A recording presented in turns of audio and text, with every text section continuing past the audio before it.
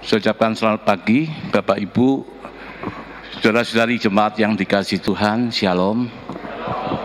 Senang sekali pagi ini saya masih bisa menjumpai Bapak Ibu sekalian di tengah-tengah situasi yang tidak menentu ya.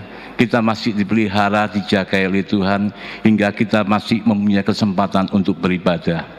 Baik Bapak Ibu, pagi ini kita akan belajar firman Tuhan ya. Dan tema firman Tuhan pada pagi hari ini adalah hanya titipan ya, hanya titipan.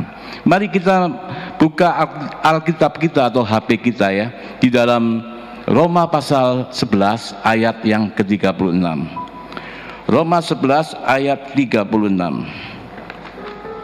Saya akan langsung membacakan. Mungkin Bapak Ibu yang bisa cepat silakan dibuka. Kalau mohon maaf agak lambat bisa lihat di tayangan LCD ya.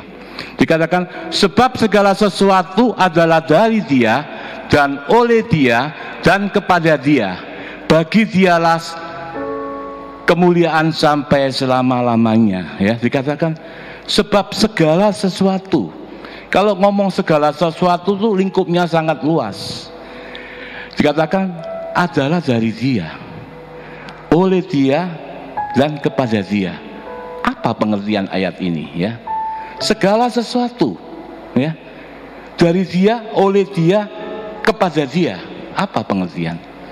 Pengertiannya adalah bahwa segala sesuatu itu hanya ditujukan untuk kemuliaan Tuhan ya. Kita harus memahami ini dulu. Segala sesuatu saya katakan itu luas. Kalau kita lihat di KBBI ya, dikatakan apa saja ya, segala sesuatu itu apa saja.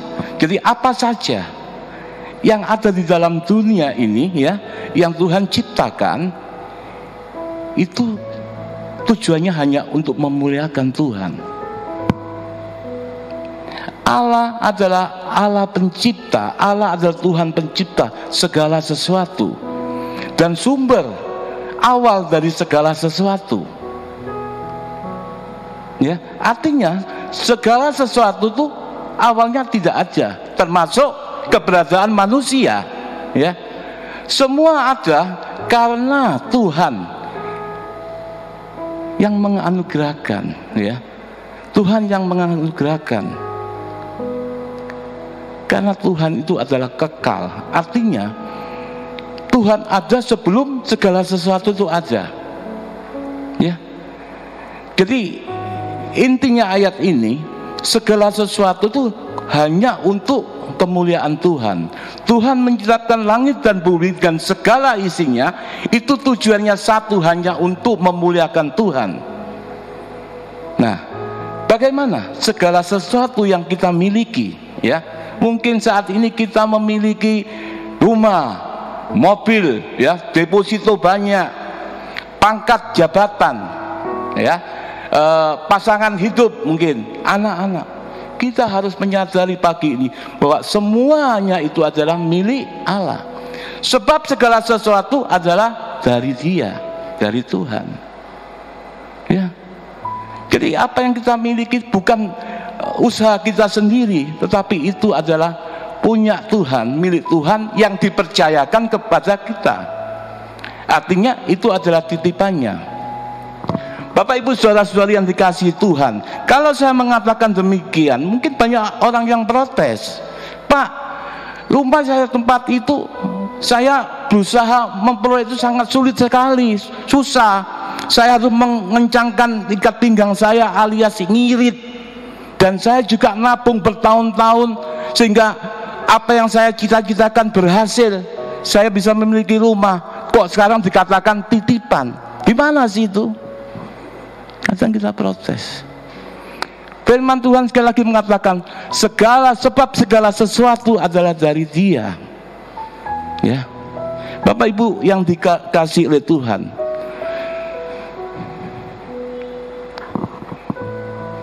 bahwa sebenarnya kita hadir di dalam dunia itu dalam keadaan telanjang. Benar ya? Waktu kita lahir pelocot, kita telanjang. Artinya apa? Kita tidak memiliki apa-apa, saudaraku. Ada yang kira-kira lahir langsung bajuan? Ada?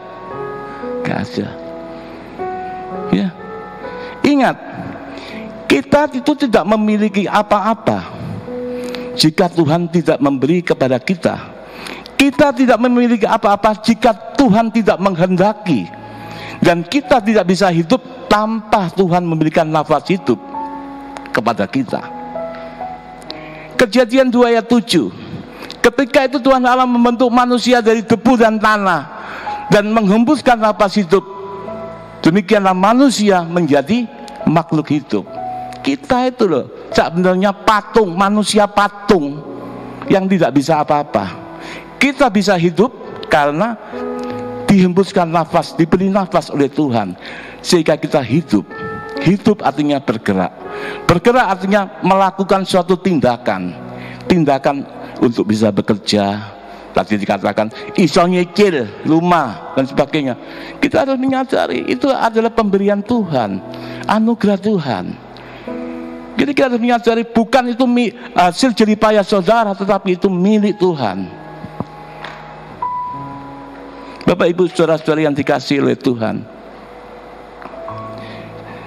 dinamakan titipan, ya, titipan. Seringkali kalau diomong titipan, kalau suatu titipan itu suatu saat pasti diambil oleh orang yang mempunyai, ya benar ya, yang menitipkan, betul lah. Tapi seringkali ketika titipan itu diambil kembali yang sang pemilik, kita kadang merasa berat. Ya, kita merasa berat. Nah, kenapa? Ya, kita merasa berat, rasanya nggak ikhlas. Kita tahu bahwa semua yang ada pada kita itu adalah titipan Tuhan. Contoh, kalau saya punya HP, saya titipkan Aaron, titip ya, ini kan barang saya. Apa barangnya Aaron? Bukan. Ya, nah, suatu saat kalau saya titipkan, suatu saat pasti saya ambil, betul nggak? Wong milik saya cuma titip. Tapi kadangkala saya tuh titip tapi gak tak ambil-ambil, ya saudaraku. Nah, ini seringkali manusia kayak gini, kalau nggak diambil-ambil, manusia itu juga nilep. Apa bahasa nilep ya? Nilep itu apa ya? Jadi apa? Merasa dimiliki gitu loh. Gak dijoko ambil wonge, lali bae, bah tak joko ae. Nah, biasanya kayak gitu, ditilep. Nah, suatu saat dia merasa, oh tak ambil, gak diambil Pak Roy, yes, tak ambil suwe tahunan. Tapi tetap ini kan barang saya titip, saya tidak ngasihkan. Pasti saya ambil satu kali. Nah, begitu Aaron merasa, wah ini gak tahu, sudah gak diambil, ya wes, ditilep, diambil.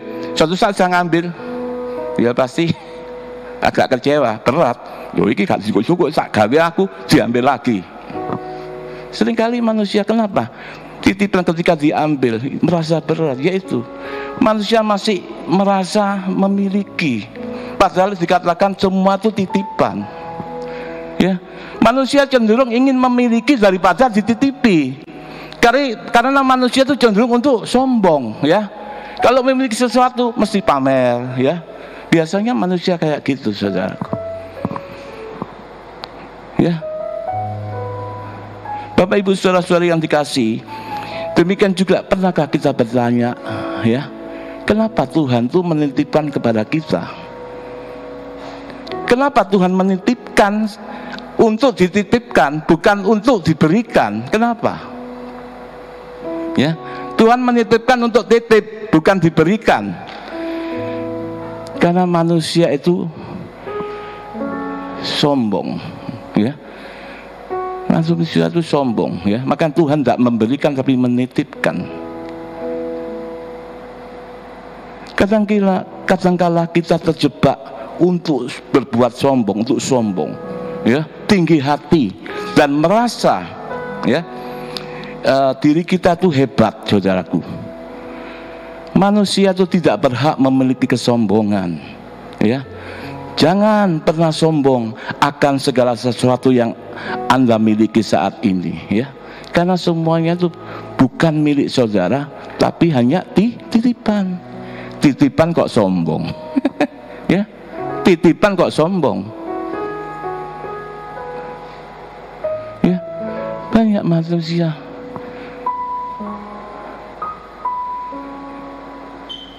kita kasih ilustrasi tukang parkir, saudaraku, ya. Filosofi tukang parkir, ya. Saudara tahu, kenal nggak tukang parkir? Tahu nggak? Siapa yang nggak tahu tukang parkir? Ya, ada apa dengan tukang parkir? Ya, walaupun mobilnya banyak, ya, dan mereknya bermacam-macam, bagus-bagus, saudaraku. Pernah tukang parkir sombong? Pernah nggak sombong? Nggak pernah. Dia walaupun mobilnya banyak, tetap tenang, cool, nggak sombong. Nanti ketika mobil itu satu persatu pergi, ya, hingga habis, tukang parkir ini juga tidak pernah sedih. Benar nggak, saudaraku? Ya, mobil banyak nggak sombong, mobilnya habis juga nggak sedih. Ini sesuatu yang luar biasa, ya. Apa rahasianya? Ada yang tahu? Apa rahasianya? Mobil banyak nggak sombong, mobilnya habis nggak sedih. Luar biasa orang ini. Apa rahasianya? Karena tukang apa? Ya, karena tukang parkir itu tidak merasa apa? Memiliki. Ya, tetapi dia merasa dititipin. Tidak merasa, tukang parkir tidak merasa bahwa itu merasa memiliki, hanya dititipin. Bapak Ibu saudara-saudari yang dikasih Tuhan, berbicara merasa dititipi, itu bersiaplah kita kehilangan.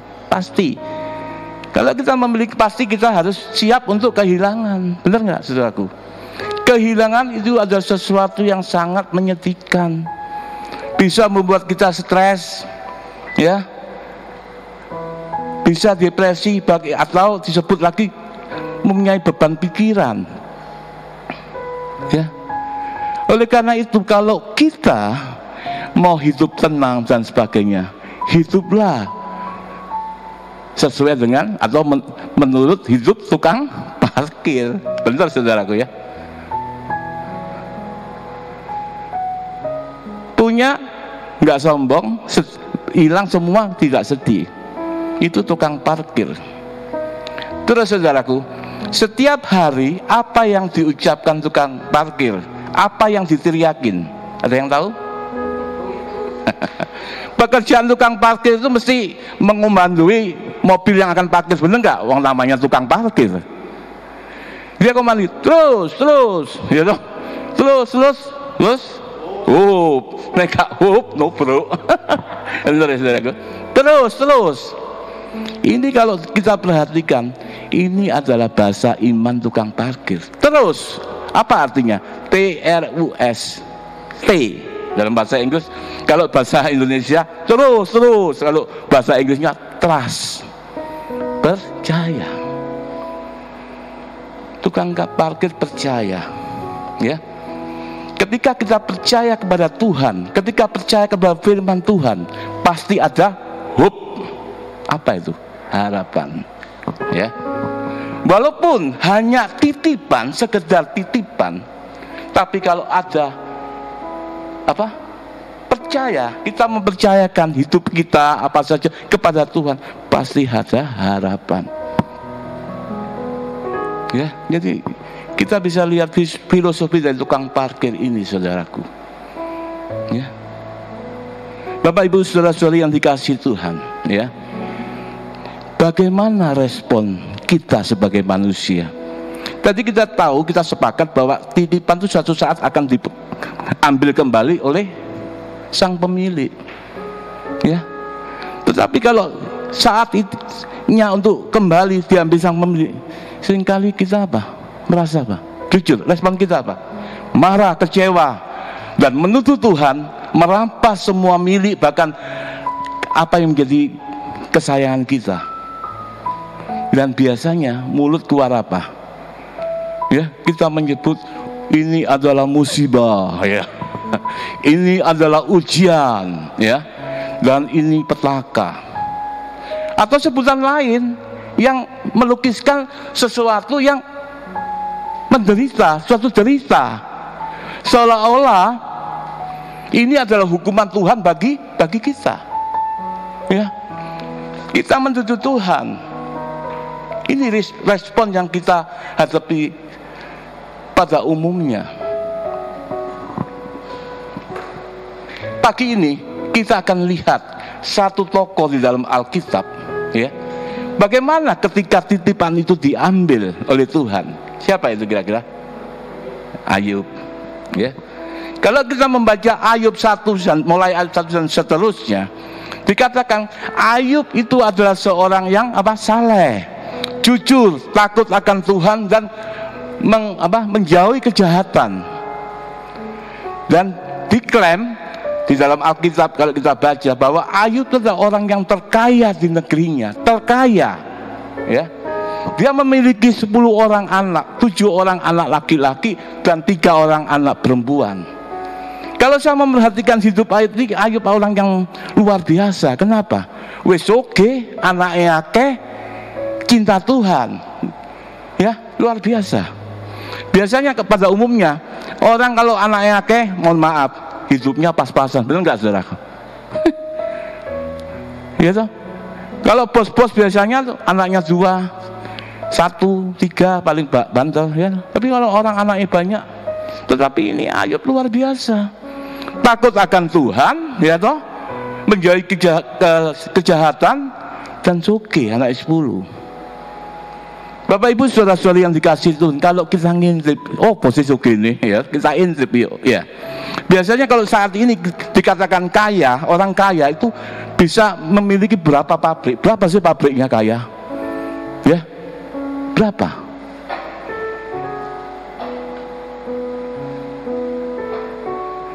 Untuk zaman dulu, ukuran kaya itu berapa ternak itu yang dia miliki, ya. Kalau kita intip, Ayub itu memiliki 7.000 ekor kambing domba, saudaraku. 7.000, banyak enggak? Banyak. Kalau saudara waktu Idul Adha lihat di pinggir-pinggir jalan banyak orang yang jualan di pageri, ya, pinggir. Coba biasanya aja 10, 15, 20 sudah banyak sekali, saudaraku, ya. Ngeluntel rasanya banyak. Ini 7.000. Bayangkan berapa lahan yang dipakai untuk memelihara 7.000.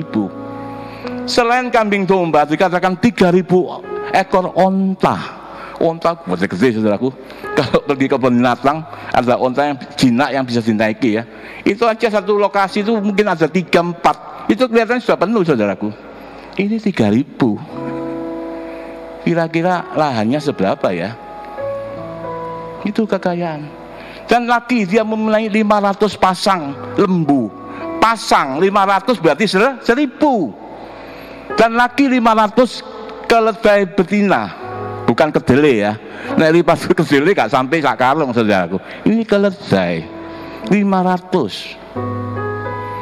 Belum lagi budak-budak atau istilah sekarang karyawannya untuk ngopeni investasinya itu. Berapa? Ini kekayaan Ayub. Tetapi singkat cerita, ya, pada saat dia naik pada puncak, ya, dia mengalami kejatuhan yang tragis, ya. Langsung dikatakan ke-10 orang anaknya mati semua karena waktu mengadakan pesta ada angin ribut yang menerjang bangunan itu sehingga roboh. Anaknya mati semua, 10 orang mati semua, ya. Singkat kita lagi, semua harta kekayaan dirampok, dirampas dan dijarah oleh orang. Jadi ludes, ya, ludes, sehingga tinggal tubuhnya, dan tubuhnya itu juga masih mengalami suatu penyakit yang luar biasa, sakit kulit. Kalau saya bilang eksim, ya, sekarang, ya. Kalau sudah kumat gatalnya, saudara nggak bisa digaruk dengan tangan, ambil beling, waruk, saudaraku. Bagaimana kalau seorang Ayub begitu kaya, luar biasa, orang kaya pasti disegani orang, dan orang yang baik langsung jatuh. Kalau orang kembang Jepun ngomong apa? Toliong tu. Toliong tu itu jatuh ketimpa tangga, didei pisan. Ini Ayub. Nah, yang menjadi pelajaran kita, apa respon Ayub? Tadi kalau manusia pada umumnya ngomel, apa respon Ayub? Ya. Maka muncullah Ayub 1 ayat 21 ya. Ayub 1:21. Dengan telanjang aku keluar dari kandungan ibuku, dengan telanjang juga aku akan kembali ke dalamnya. Tuhan yang memberi, Tuhan yang mengambil. Terpujilah nama Tuhan. Ya, luar biasa. Ini respon seorang Ayub. Kalau kita ngomel, nuduh Tuhan, dan timbul ayat 22. Dalam kesemuanya itu dikatakan Ayub tidak berbuat dosa. Luar biasa, saudaraku. Ya, luar biasa ini.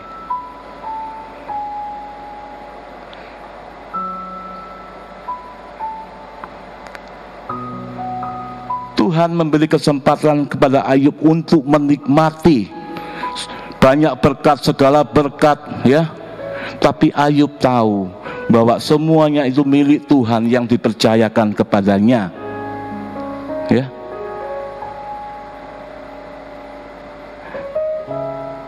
Ketika kehilangan demi kehilangan yang Tuhan izinkan untuk menimpa Ayub. Perhatikan apa yang keluar. Respon Ayub itu apa? Tadi sudah dikatakan. Ini mencerminkan keyakinan pribadinya, ya. Tuhan memberi kesempatan Ayub untuk menikmati banyak hal. Ayub tahu bahwa segala sesuatu milik Tuhan, ya. Dan Tuhan mengizinkan Ayub untuk menikmati itu untuk sementara waktu, dikatakan. Apa sementara waktu? Ya. Jika saatnya, pasti itu semua akan kembali kepada sang pemilik. Ayub ngerti dan Ayub tahu, makanya pada saat dia mengalami, dia mengerti, ya. Dia tidak sampai menuduh dan menyalahkan Tuhan untuk berbuat yang kurang patut. Dan ada ayat 22, dalam kesemuanya itu Ayub tidak berbuat dosa. Bagaimana dengan kita, ya? Apa kita kecewa, marah ketika milik kita yang paling kita kasih diambil orang? Bagaimana? Ya. Bapak Ibu saudara-saudari yang dikasih Tuhan, pemahaman akan bahwa Tuhan itu adalah pemilik dan pemberi, ini sebenarnya yang bisa menolong kita untuk memiliki respon seperti Ayub. Seringkali kita tidak memiliki pemahaman. Oleh karena pagi ini kita minta Tuhan bahwa segala sesuatu itu milik Tuhan. Tuhan yang memberi. Jangan suka menilap, mengaku-ngaku, ya. Tuhan yang memilikinya. Bapak Ibu saudara-saudari yang dikasihi Tuhan, ya. Dari sini kita lihat bahwa jangan kita suka menggenggam harta duniawi terlalu erat. Suatu saat akan kehilangan, kita akan kecewa, ya. Pelajaran apa yang kita ambil pada pagi hari ini? Yang pertama, apapun jabatan saudara, berapa banyak harta saudara, firman Tuhan katakan jangan sombong, karena itu hanya titipan, bukan milik saudara. Pergunakanlah titipan itu sebaik-baiknya dengan bijaksana, ya, karena suatu saat akan diambil sang pemilik. Yang kedua, jangan suka nilap tadi itu, saudaraku. Jangan suka mengaku-ngaku, merasa memiliki. Karena orang yang merasa memiliki pasti suatu saat kehilangan. Dan yang kalau kita kehilangan sesuatu yang menyakitkan, yang membuat kita frustasi, stres, akhirnya banyak beban pikiran, ya. Situasi saat ini pandemi, obatnya hanya menjaga imun. Bagaimana kita sehat? Nah, sakit itu menurut dokter 80% disebabkan karena beban pikiran, benar. Untuk makan tol 20%, saudaraku.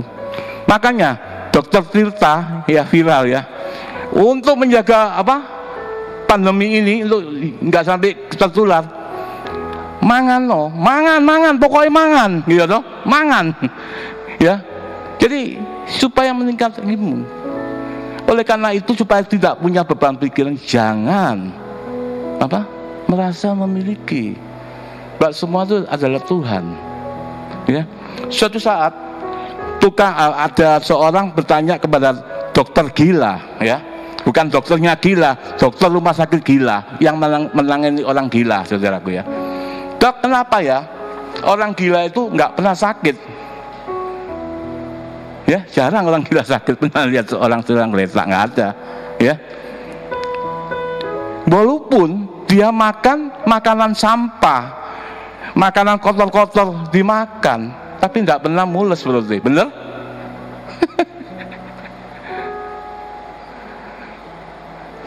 Saya kalau makan terlalu pagi kadang juga mules. Tadi pagi-pagi saat makan supaya mules sih, ya wis gak ganggu nih.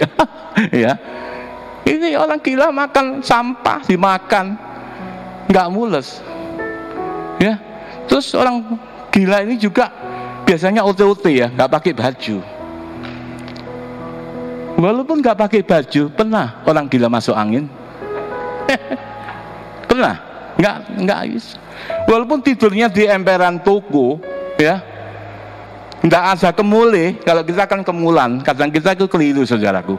Pakai AC masih kemulan, ya rugi toh. Itu salah itu, saudaraku.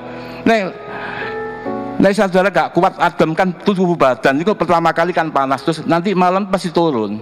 Nah, kalau mau gunakan timer, dimatikan, nanti otomatis dia mati.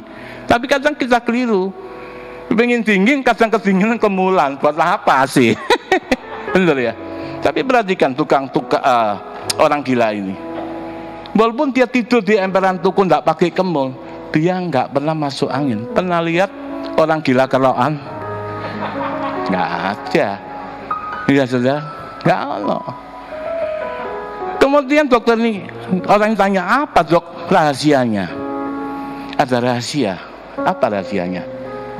Bahwa orang gila ini tidak memiliki beban pikiran, ya. Nah, pikiran ini yang menyebabkan sakit. Oleh karena itu kalau kita mau sehat terus, jadilah seperti orang. Oh, yang nyebutnya bukan saya loh ya. Saya nggak ngomong gila loh. Jadilah seperti orang yang tidak mempunyai beban. Jangan gila, Pak. Jadilah orang yang tidak mempunyai beban. Ya, untuk bisa hidup sehat itu ada 4 pola dasar. 1, ya, pola pikir, ya. Kalau pikiran kita negatif itu penyebab penyakit utama, ya. Oleh karena itu jangan ngomong, wah, hari ini saya merasa sakit, rasanya kok sakit, ya pasti sakit temenan. Hari ini saya rugi, puasi, itu orang-orang kemana Jepun sana. Soro hari ini, ya soro temenan, saudaraku. Coba perkataan firman Tuhan. Bersama Tuhan kita melakukan perkara yang besar. Hati kamu, ya. Segala sesuatu Tuhan mencukupi menurut kekayaan dan sebagainya. Kita harus memperkatakan yang positif. Pola pikir. Kedua, pola makan. Ya, walaupun hanya 20%, ini juga harus kita jaga, jangan jarak, ya, bahasa Prancis tuh ya. Ya, jarak. Ya, kita jaga. Nah, memang kencing manis juga makan manis-manis. Kalau kolesterol jangan makan kolesterol. Dijaga. Karena kalau tubuh kita sakit bisa memuliakan Tuhan. Tadi kan ngomong, segala sesuatu itu kembali kepada Tuhan untuk memuliakan Tuhan. Terus yang pola ketiga, pola pikir, ya. Kalau kita mau hidup sehat, jagalah kebersihan. Saat ini ada protokol kesehatan, ya, untuk bisa terhindar dari COVID. 3M. Memakai masker, mencuci tangan, dan menjaga jarak. Dan sekarang 5M tambah 2, menjauhi kerumunan dan menghindari mengurangi kegiatan. Dan bahkan yang terbaru 3T, itu? Testing, tracing, dan treatment, ya. Kalau kita penuhi, ini pasti kita sehat. Dan yang terakhir, ini yang penting sekali. Saudara tahu? Bukan. Pola pikir, pola makan, pola hidup. Yang terakhir ini sangat penting. Tahu? Ojo kakean pola, sudah. Amin, ya. Karena waktu, mari kita bangkit berdiri, kita akhiri firman Tuhan. Kita angkat satu pujian. Semua yang ada, ya, hanya pinjaman, ya.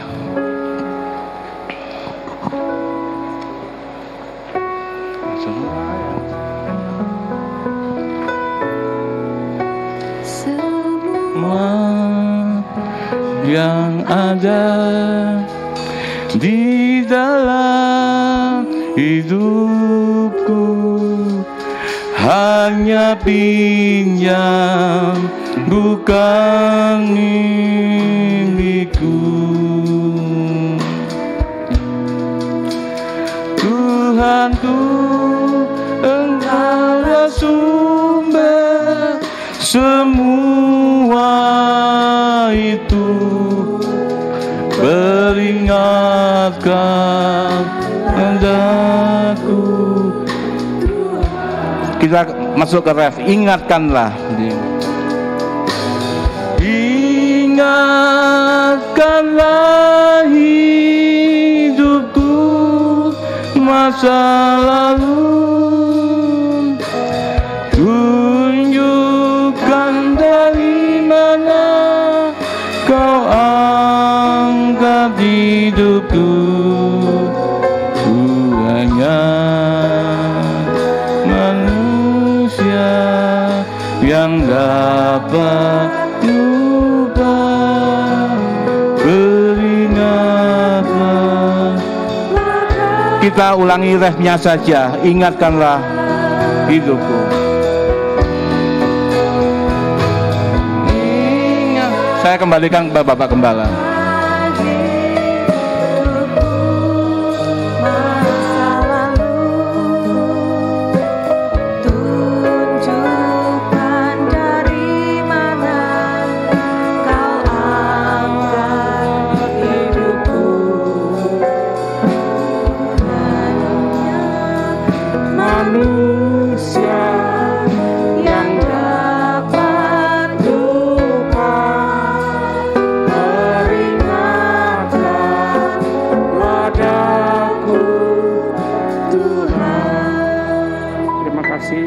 Pak Roy yang sudah menyampaikan pesan Tuhan untuk kami semua, menghibur kami, menguatkan kami, meluruskan, menjernihkan pikiran kami sehingga kami berpikiran luas. Semuanya titipan Tuhan. Terima kasih Tuhan, Tuhan memberkati. Kami sama-sama angkat tangan di hadirat Tuhan. Kami berdoa, pertobatan yang besar terjadi seluruh kota kami, negeri kami. Indonesia penuh kemuliaan Tuhan. Indonesia milik Tuhan, kami serahkan dalam tangan Tuhan. Terima kasih Tuhan, terima kasih. Kami kembali ke tempat kami masing-masing dengan percaya, damai sejahtera surgawi, anugerah melimpah, perlindungan penyertaan Tuhan sempurna untuk kami semua.